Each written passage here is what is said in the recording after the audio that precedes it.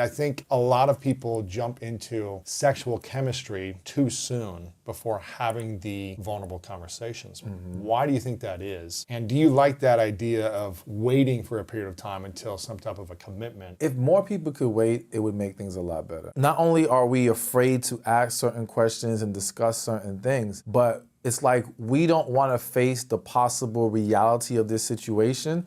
So we keep everything on the surface. We keep it at the sex. We keep it at hanging out here and having fun. And yeah, we get along with each other's friends and blah, blah, blah. And that's great, but we're not diving deeper. And it's because I think deep inside, we may know that once we do, this may not work anymore. And so we don't want to have to face that. We don't want to have to let go. So we keep kicking the can down the road. So I definitely think the more we can remove any distractions that impair judgment, the better. So sex is something that can definitely impair judgment. I'll give you another example. I knew this one guy, he went on a couple of dates, and the first date I think was a concert, and the second date was some kind of other festivity. And I said, listen, don't ever take a woman to a concert on the first date, because here's the thing. One, there's a huge distraction, the concert going on. It's not really an opportunity for you two to dive into each other. Two, even if you guys don't really mesh well, if you have fun at the concert because you guys love that artist and you love that atmosphere, well, that's clouding your judgment to seeing, but we don't really like hanging out with each other like that. See, hanging out with each other in fun environments that we already enjoy, that doesn't qualify it.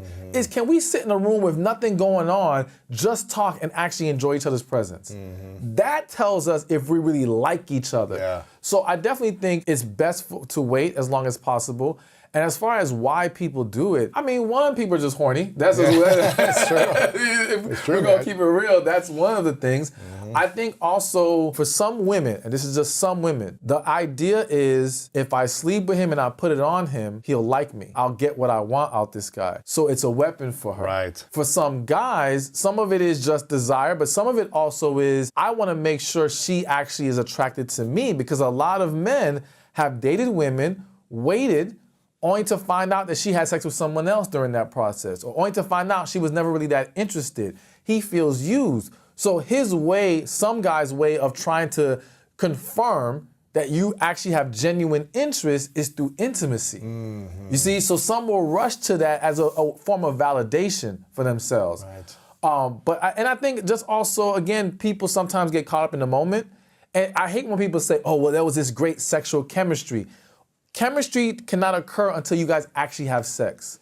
So what you felt was attraction and horniness at the same time, and it created this energy between y'all, and you want to move forward with that. And so again, you just have to be careful. Now, I think it doesn't mean every person who's had sex too soon is doomed. There are people who've gotten married after having sex on the first date. Some people are able to pull back and still properly evaluate, but individuals have to be honest with themselves about how does this impact my ability to see if this is the right person for me, and for me to show up as my authentic self in this relationship. Hey, thank you for watching this video. Be sure to check this one out right here, and I'll see you there. There will be men who want you, but more importantly is for you to receive the man who values you.